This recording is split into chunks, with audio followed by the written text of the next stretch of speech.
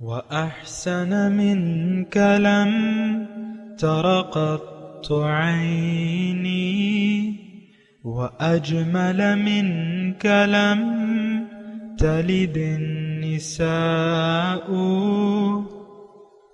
خلقت مبرأ من كل عيب خلقت مبرأ من كل عيب كأنك قد خلقت كما تشاء. كتاب أنزلناه إليك مبارك ليدبروا آياته وليتذكر أولو الألباب. یہ کتاب برکت والی ہے جسے ہم نے آپ کی طرف نازل فرمایا ہے تاکہ دانش مند لوگ اس کی آیتوں میں غور و فکر کریں اور نصیحت حاصل کریں. اللہم صلی علی سیدنا محمد وعلی آل سیدنا محمد بعدد کل ذرۃ مئۃ الف الف مرۃ. سامعین و ناظرین کرام، السلام علیکم ورحمۃ اللہ وبرکاتہ. سامعین کرام، سورہ فتح آیت نمبر 17، 26، 16 درس کا نمبر. آج کا موضوع، کیا ہم اللہ تعالیٰ کے دین پر عمل کے لیے سر دھڑ کی بازی نہیں لگانا چاہتے؟ اس کے ساتھ آج کے سبق کا آغاز کرتے ہیں. سب سے پہلے گزشتہ سبق کا اعادہ ہوگا. اعوذ باللہ من الشیطان الرجیم. پناہ مانگتا ہوں میں اللہ کی شیطان مردود سے. بسم اللہ الرحمن الرحیم. شروع اللہ کے نام سے جو بڑا مہربان نہایت رحم والا ہے. سيقول المخلفون إذا انطلقتم إلى مغانم لتأخذوها ذرونا نتبعكم يريدون أن يبدلوا كلام الله قل لن تتبعونا كذلكم قال الله من قبل فسيقولون بل تحسدوننا بل كانوا لا يفقهون إلا قليلا. جب تم لوگ غنیمتیں لینے چلو گے تو جو لوگ پیچھے رہ گئے تھے وہ کہیں گے ہمیں بھی اجازت دیجیے کہ آپ کے ساتھ چلیں. یہ چاہتے ہیں کہ خدا کے قول کو بدل دیں. کہہ دو کہ تم ہرگز ہمارے ساتھ نہیں چل سکتے، اسی طرح خدا نے پہلے سے فرما دیا ہے. پھر کہیں گے نہیں، تم تو ہم سے حسد کرتے ہو. بات یہ ہے کہ یہ لوگ سمجھتے ہی نہیں مگر بہت کم. قل للمخلفین من الاعراب ستدعون الى قوم اولی بأس شدید تقاتلونهم او يسلمون فَإِن تُطِيعُوا يُؤْتِكُمُ اللَّهُ أَجْرًا حَسَنًا وَإِن تَتَوَلَّوْا كَمَا تَوَلَّيْتُم مِّن قَبْلُ يُعَذِّبْكُمْ عَذَابًا أَلِيمًا. جو گنوار پیچھے رہ گئے تھے ان سے کہہ دو کہ تم جلد ایک سخت جنگجو قوم کے ساتھ لڑائی کے لیے بلائے جاؤ گے. ان سے تم یا تو جنگ کرتے رہو گے یا وہ اسلام لے آئیں گے. اگر تم حکم مانو گے تو خدا تم کو اچھا بدلہ دے گا، اور اگر منہ پھیر لوگے جیسے پہلی دفعہ پھیرا تھا تو وہ تم کو بری تکلیف کی سزا دے گا. سامعین کرام، سورہ فتح آیت نمبر 17. لیس علی الاعمى حرج ولا علی الاعرج حرج ولا علی المریض حرج. نہ اندھے پر کچھ گناہ ہے، نہ لنگڑے پر ہی کچھ گناہ ہے، اور نہ بیمار پر کوئی گناہ ہے. وَمَن يُطِعِ اللَّهَ وَرَسُولَهُ، اور جس نے بھی اللہ تعالیٰ اور اس کے رسول کی اطاعت کی، يُدْخِلْهُ جَنَّاتٍ تَجْرِی مِن تَحْتِهَا الْأَنْہَار، تو اللہ تعالیٰ اسے ایسے باغوں میں داخل کرے گا جن کے نیچے نہریں بہہ رہی ہوں گی. وَمَن يَتَوَلَّ، اور جو نافرمانی کرے گا، يُعَذِّبْهُ عَذَابًا عَلِیمًا، اسے اللہ تعالیٰ سخت سزا دے گا، دردناک عذاب دے گا. سامعین کرام، بہت ہی اہم آیت ہے، اور ظاہر ہے کہ قرآن اللہ کا کلام ہے اور یہ ساری کتاب ہی کتاب ہدایت ہے، اور ہم ہر ہدایت کو یعنی ہر آیت کے آئینے میں اپنی شکل دیکھیں گے۔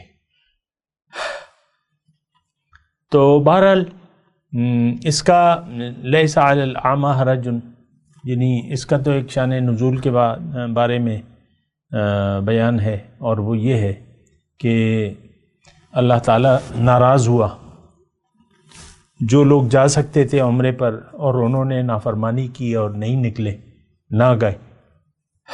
لیکن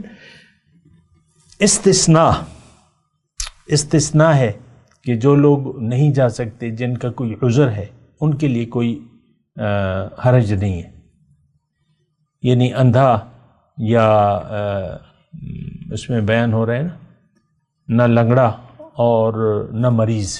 ظاہر ہے کہ یہ عوارض ہیں، اور اسلام دین آسان ہے، اور آپ کو ایک حکم میں وہ سہولت ہوتی ہے، جیسے کہ روزہ ہے، جو بیمار ہے وہ روزہ بعد میں رکھ لے، اور یا جو مسافر ہے تو وہ اس کو بھی اجازت ہے وغیرہ۔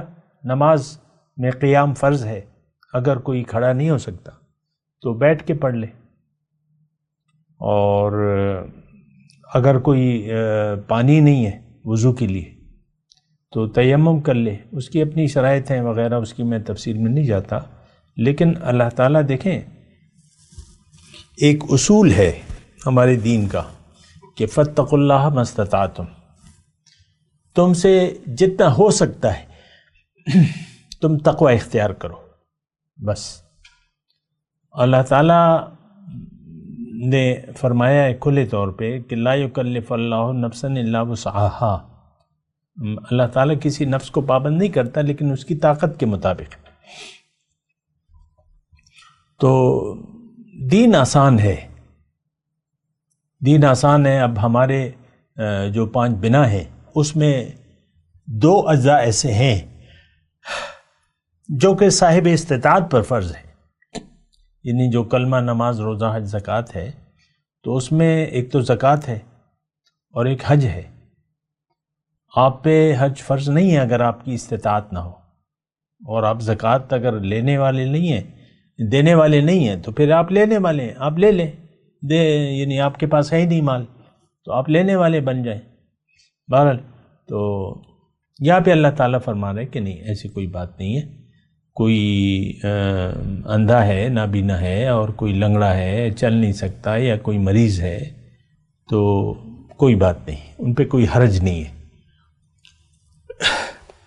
پھر ایک بنیادی اصول جنت میں داخلے کا، اطاعت اللہ کی اور اس کے رسول کی۔ میرے خیال سے ہمیں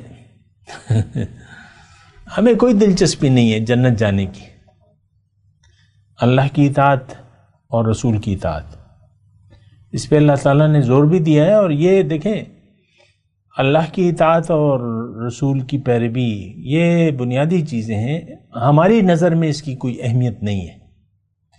آج اللہ کی اور اس کے رسول کی اطاعت ہماری مجبوری نہیں ہے، ہماری ضرورت نہیں ہے،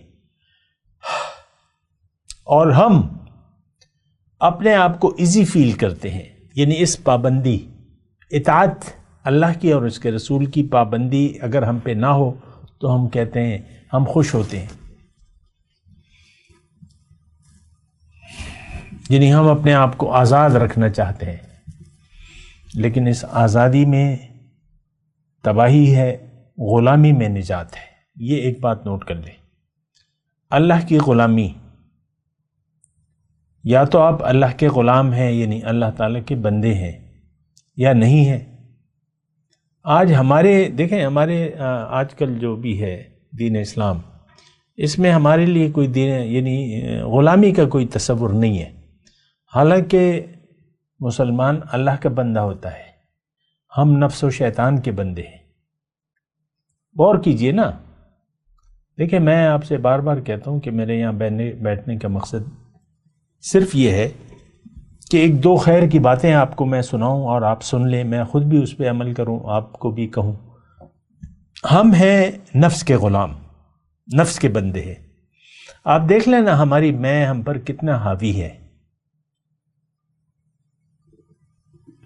اور بس ایک ہی کام رہ گیا ہمارا، نفس کی غلامی، من چاہی زندگی۔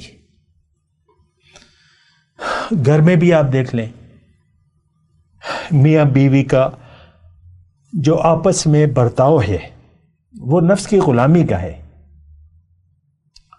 کوئی بھی بات میاں کو بری لگ جائے یا بیوی کو بری لگ جائے، یعنی شوہر کو بیوی کی بات بری لگ جائے یا بیوی کو شوہر کی بات بری لگ جائے تو پھر منہ بگاڑ لیا جاتا ہے، رخ پھیر لیا جاتا ہے، اور پھر الگ الگ حالات و واقعات ہوتے ہیں۔ شوہر زیادہ متکبر ہے تو وہ باتیں سنائے گا، گالیاں دے گا، دباؤ ڈالے گا، بعض اوقات مار پیٹ سے کام لے گا۔ عورت اگر طاقتور ہے، یعنی کوئی پیسہ ویسا ہے اس کے پاس یا نوکری کر رہی ہے تو وہ پھر باتیں سنائے گی، اور اگر کچھ نہیں ہے تو پھر ناراض ہو کے ایک طرف منہ پھیر لے گی، اور بس کوئی عجیب سا رویہ ہے ہمارا۔ دیکھیں یہ اطاعت شروع ہوتی ہے گھر سے اور اپنی ذات سے، اور یہ غلامی جو ہے یہ یا تو نفس کی غلامی ہوگی یا اللہ کی غلامی ہوگی۔ حضور صلی اللہ علیہ وسلم کو اللہ تعالیٰ نے جو بہت بڑا لقب دیا ہے وہ بندگی کا ہے۔ سبحان الذی عبد اسرا بعبدہ، پاک ہے وہ ذات جس نے سیر کرائی اپنے بندے کو من المسجد الحرام الی المسجد الاقصی۔ تو بندگی بڑی بات ہے، یہ بات ہماری سمجھ میں تو نہیں آتی، دیکھیں ہماری تو کوئی بات بھی سمجھ میں نہیں آتی۔ دین کی جو بھی بات ہے اس پر ہم غور نہیں کرتے، فکر نہیں کرتے، کیوں کہ ہم نے رخ پھیر لیا ہے دنیا کی طرف۔ دنیا کا ایک دھوکہ لگ گیا ہے کہ دنیا حقیقت ہے۔ اب ہمارے لیے ترجیح جو ہے، اہمیت آپ اس کو وہ دنیا ہے۔ فَأَعْرِضْ عَمَّنْ تَوَلَّى عَنْ ذِكْرِنَا وَلَمْ يُرِدْ إِلَّا الْحَيَاةَ الدُّنْيَا۔ اے نبی اس شخص سے اپنا رخ پھیر لیجئے جو پھر گیا میری یاد سے، اب یہ نہیں چاہتا صرف دنیا کی زندگی۔ تو ہم دنیا کی زندگی کو ہم نے ترجیح دے دی ہے، نمبر ایک، اس کو حقیقت سمجھ لیا ہے، حالانکہ یہ تو ایک امتحان ہے۔ امتحان دنیا میں امتحان یا دنیا ایک امتحان گاہ ہے، یہ ہمارا تصور نہیں ہے آج کے مسلمان کا۔ لیکن یہاں دیکھیں جو نافرمانی سے، یہ آیت نمبر 17 کی میں بات کر رہا ہوں، جو فرما برداری سے رخ پھیر لے گا تو یہ تو دین سے پھر گیا۔ دین اطاعت کا نام ہے، ایک بات نوٹ کر لے، سمعنا و اطعنا، ہم نے سنا اور ہم اطاعت کریں گے۔ غفرانک ربنا و الیک المصیر۔ تو اگر یہ رویہ آپ کا نہیں ہے، ہمارا رویہ کیا ہے؟ سمعنا و عصینا۔ یہ یہود و نصارہ کا جو بیان کیا نا اللہ تعالیٰ نے، قالوا سمعنا و عصینا اشربوا فی قلوبہم العجل۔ ہمارا رویہ کیا ہے؟ دیکھیں بات تو رویے کی ہے، لیکن جو رویہ بھی ہے ہمارا، جو عمل بھی ہے، اس کے پیچھے ایک یقین ہوتا ہے۔ یہ بات ذرا نوٹ کر لیں، ہمارا یقین دنیا پر ہے، آخرت پر نہیں ہے۔ دنیا کا مفاد ہمارے لیے اہم ہے، حقیقت ہے، اصل ہے، تو دنیا ہمارے لیے جو ہے وہ حقیقت بن گئی، اصل بن گئی۔ ہم دنیا کے لیے زندگی گزار رہے ہیں، اللہ کے لیے زندگی گزارنے کا ہمارا تصور کوئی بھی نہیں ہے۔ ہم ظاہر کے لیے زندگی گزار رہے ہیں۔ بات نوٹ کریں نا، آیت نمبر 17 میں کیا ہے؟ مَن یُطِعِ اللَّهَ وَرَسُولَهُ یُدْخِلْهُ جَنَّاتٍ تَجْرِی مِن تَحْتِہَا الْأَنْہَارُ۔ تو جنت پہ تو ہمارا یقین ہی نہیں ہے، تو اطاعت کیوں کرنی ہے؟ ہمارا رویہ تو نافرمانی کا ہے، میں نہیں مانتا، میں نہیں مانتی، بس۔ باقی تو تفصیلات ہیں، آپ کو پتہ ہے۔ تو یہ بات ذرا نوٹ کر لیں، لیکن آخر میں جو آخر کے آیت کے آخر میں ہے وَمَن يَتَوَلَّ، جس نے رخ پھیر لیا، تولا جو پھر گیا میری اطاعت سے، اللہ کی اور اس کے رسول کی اطاعت سے جو پھر گیا، تو انجام کیا ہے؟ یعذبہ عذابا علیما، میں تو نہیں کہہ رہا، قرآن کی آیت ہے، اللہ کا کلام ہے، دردناک عذاب آپ تصور نہیں کر سکتے اور نہ آپ کا یقین ہے، تو وہ ایک الگ بات ہے۔ بہرحال آگے چلتے ہیں۔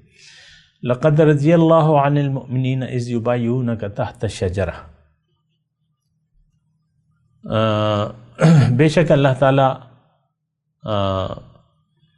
مومنوں سے راضی ہو گیا جب وہ آپ سے ایک درخت کے نیچے بیعت کر رہے تھے، فعلم ما فی قلوبہم، پھر اس نے جان لیا جو کچھ ان کے دلوں میں تھا، فانزلت سکینۃ علیہم، پس اللہ نے ان پر اطمینان سکینہ نازل فرما دیا، وَأَصَابَهُمْ فَتْحًا قَرِيبًا، اور ان کو جلد ہی فتح دے دی، وَمَغَانِمَ كَثِيرَةً يَأْخُذُونَهَا، اور بہت سی غنیمتیں بھی دے گا جنہیں وہ لیں گے، وَكَانَ اللَّهُ عَزِيزًا حَكِيمًا، اور اللہ تعالیٰ زبردست حکمت والا ہے، وَعَدَكُمُ اللَّهُ مَغَانِمَ كَثِيرَةً تَأْخُذُونَهَا، اللہ تعالیٰ نے تم سے بہت سی غنیمتوں کا وعدہ کیا ہے جنہیں تم حاصل کرو گے، فَعَجَّلَ لَكُمْ هَٰذِهِ، تو اس نے تمہیں یہ جلدی دے دی،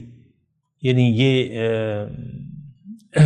فتح جو ہے جلدی دے دی، وَكَفَّ أَيْدِيَ النَّاسِ عَنْكُمْ، اور اس نے تم سے لوگوں کے ہاتھ روک دیے، وَلِتَكُونَ آیَةً لِّلْمُؤْمِنِينَ، تاکہ ایمان والوں کے لیے تم ایک نشانی ہو، وَيَهْدِيكُمْ صِرَاطًا مُسْتَقِيمًا، اور تاکہ تمہیں سیدھے راستے پر چلائے، وَأُخْرَى لَمْ تَقْدِرُوا عَلَيْهَا، اور بھی فتوحات ہیں جو اس وقت تمہارے بس میں نہیں ہیں، یعنی تم ان پر قادر نہیں ہو، قد احاط اللہ بہا، البتہ اللہ تعالیٰ کے اختیار میں ہے، اللہ کے بس میں ہے، وکان اللہ علی کل شیء قدیر، اور اللہ تعالیٰ ہر چیز پر قادر ہے۔ مومنوں کا تذکرہ ہو رہا ہے۔ سامعین اکرام، لقد رضی اللہ عن المؤمنین اذ یبایعونک تحت الشجرہ فعلم ما فی قلوبہم، بیعت رضوان کا تذکرہ ہے۔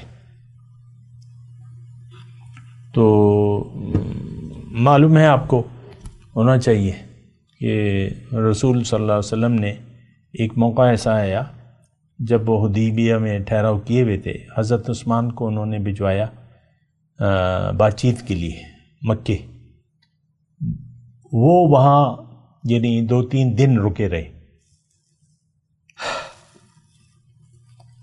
گفت و شنید تھی، اور یہاں ان کو تو یعنی یہاں یہ خبر پہنچی، ایک افواہ تھی، خبر تھی کہ حضرت عثمان کو شہید کر دیا گیا، ابھی تصدیق نہیں ہوئی تھی، لیکن تیاری کے لیے، یعنی اس خبر اگر سچ ہو جاتی تو تیاری کے لیے حضور صلی اللہ علیہ وسلم نے وہ 1400 صحابہ کرام جو تھے ان کو جمع کیا اور ان سے فرمایا کہ تم مجھ سے بیعت کرو، یعنی بدلہ لینا ہے ہم سے، چاہے اس میں ہماری جان بھی چلی جائے، بیعت علی الموت، یعنی اس کا بدلہ لینا ہے۔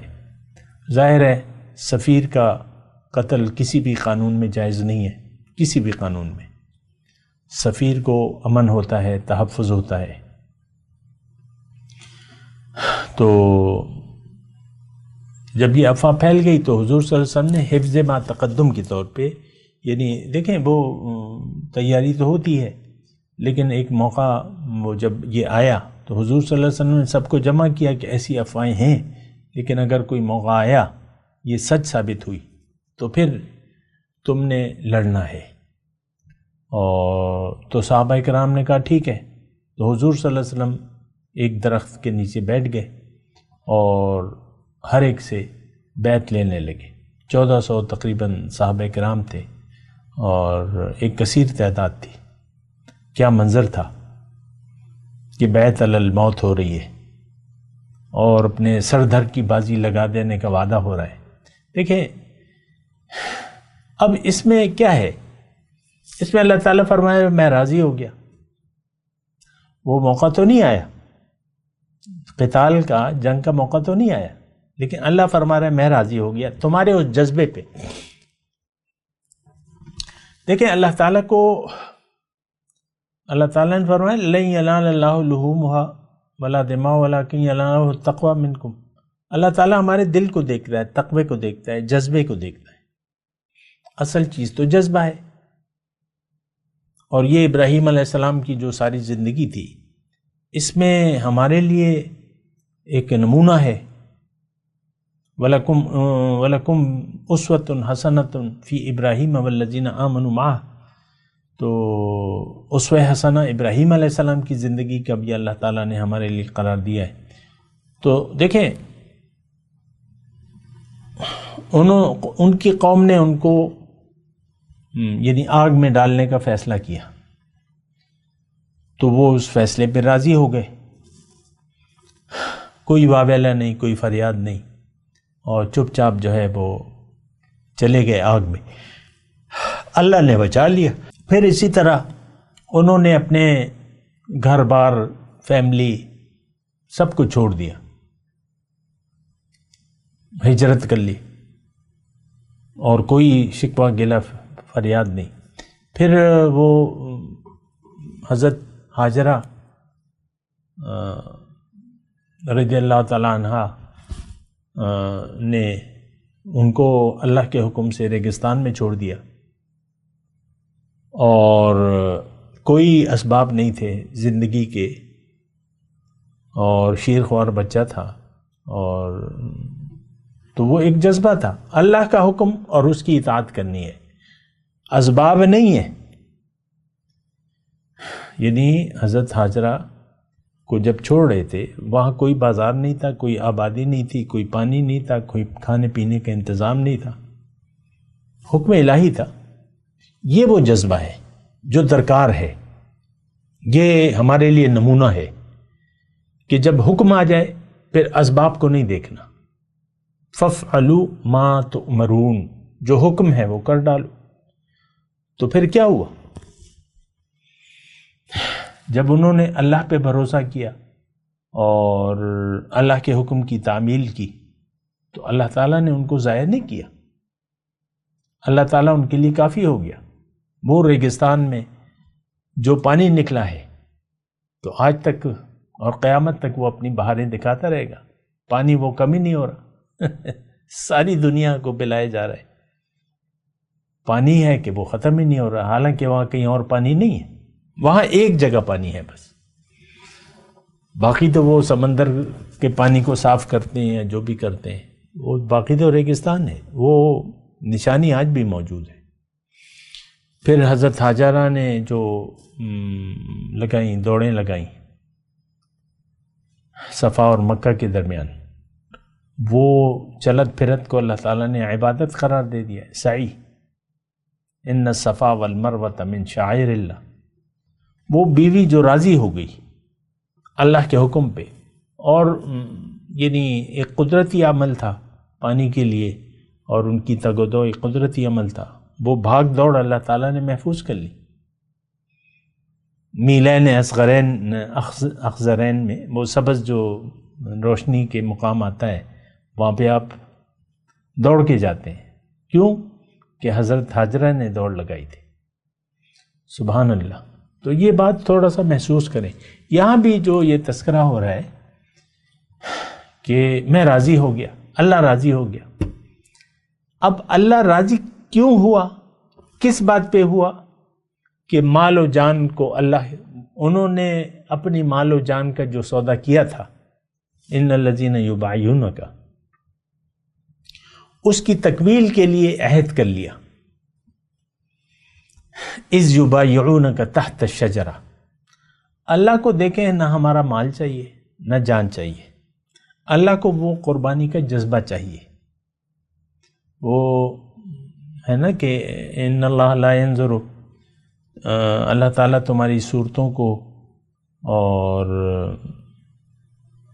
تمہارے اموال کو نہیں دیکھتا، لیکن تمہارے وَلَكِنْ يَنظُرُ إِلَىٰ قُلُوبِكُمْ وَأَعْمَالِكُمْ، تمہارے دل کی کیفیت کو دیکھتا ہے، تمہارے اعمال کو دیکھتا ہے۔ تو ہمارے دل کی حالت سے تو اللہ تعالیٰ واقف ہے کہ یہ تو دنیا دار لوگ ہیں۔ وَتُحِبُّونَ الْمَالَ حُبًّا جَمًّا وَإِنَّهُ لِحُبِّ الْخَيْرِ لَشَدِيدٌ، مال سے تو ٹوٹ کے محبت کرتے ہیں اور خیر کی محبت میں بہت زیادہ شدید ہیں۔ یہ آج کے مسلمان کی میں بات کر رہا ہوں۔ تو ہماری ترجیح تو آخرت نہیں ہے، ایک بات بالکل کلیئر ہے، آخرت پر ہمارا یقین صفر ہے، دنیا پر ہمارا یقین ہے۔ اس وقت ہماری نظر میں دنیا اہم ہے، دنیا ترجیح ہے، اور دنیا ہی سب کچھ ہے۔ یہ بات تو بڑی خطرناک ہے نتائج کے حساب سے۔ اس کا پہلا نتیجہ آپ کی زندگی میں آپ کو ملے گا کہ من اعرض عن ذکری فإن له معیشة ضنکا، جس نے بھی میری یاد سے منہ موڑ لیا تو اس کی معیشت میں اس پر تنگ کر دوں گا۔ وَنَحْشُرُهُ يَوْمَ الْقِيَامَةِ عَامًا، اور ان کو میں قیامت کے دن اندھا اٹھاؤں گا۔ تو یہ بات ہے، اور اس بات کو تھوڑا سا آپ کو نوٹ کرنا ہے۔ لَقَدْ رَضِيَ اللَّهُ عَنِ الْمُؤْمِنِينَ إِذْ يُبَايِعُونَكَ تَحْتَ الشَّجَرَةِ، اللہ راضی ہو گیا۔ یہ بہت بڑا اعزاز ہے کہ اللہ تعالیٰ اپنی رضا کا دنیا میں اظہار کر دے۔ جو مومن آپ سے درخت کے نیچے بیعت کر رہے تھے، اللہ تعالیٰ ان سے راضی ہو گیا۔ سبحان اللہ۔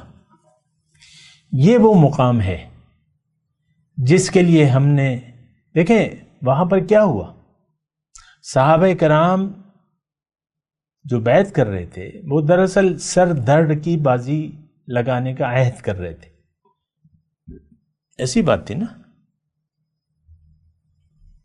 سر دھڑ کی بازی، جان دی ہوئی اسی کی تھی، حق تو یہ ہے کہ حق ادا نہ ہوا۔ دیکھیں ہمارے پاس تو کچھ بھی نہیں ہے اپنا، سب کچھ دیا جو ہے وہ اللہ کا ہے، تو اس میں تو کوئی مشکل نہیں ہونی چاہیے۔ آپ کے پاس کوئی اگر 5 لاکھ روپے امانتاً رکھوائے اور پھر چند دن بعد آپ سے وہ مانگے، تو آپ کو تو خوشی ہونی چاہیے کہ بھئی ایک امانت تھی اور اس نے لے لی، میں بری الذمہ ہو گیا۔ تو اسی طرح ہمارے پاس جو کچھ بھی ہے وہ اللہ کی عطا ہے، اللہ کا دین ہے، سب کچھ اللہ کا ہے۔ وَلِلَّهِ مَا فِي السَّمَاوَاتِ وَالْأَرْضِ، آسمانوں اور زمین میں جو کچھ بھی ہے وہ تو اللہ تعالیٰ ہی کے ہے۔ تو یہ سر دھڑ کی یہ جذبہ جو ہے یہ قابل قدر ہے اللہ کے پاس۔ وَلَكِنْ يَنْظُرُ إِلَىٰ قُلُوبِكُمْ، اللہ تعالیٰ تمہارے دل کو دیکھتا ہے۔ تو جو بیعت ہو رہی تھی درخت کے نیچے، اس میں اللہ تعالیٰ نے فرمایا فَعَلِمَ مَا فِي قُلُوبِهِمْ، اللہ تعالیٰ نے ظاہر کر دیا جو ان کے دلوں میں تھا۔ اس پہ بات کریں گے انشاءاللہ۔ ابھی میں تلاوت کرتا ہوں، میرے ساتھ دہرائیے۔ اعوذ باللہ من الشیطان الرجیم، بسم اللہ الرحمن الرحیم۔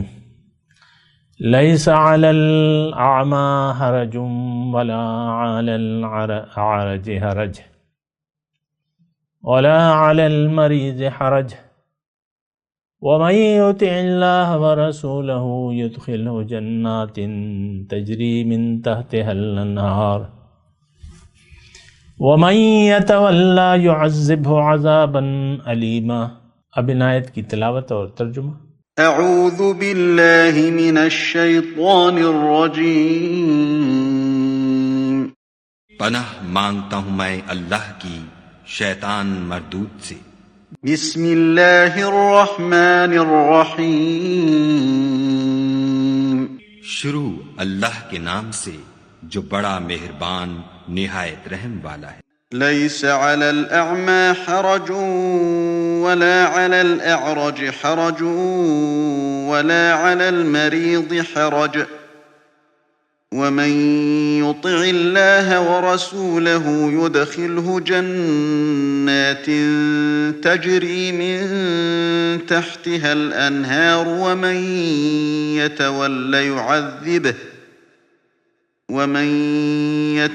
يعذبه عذابا أليما۔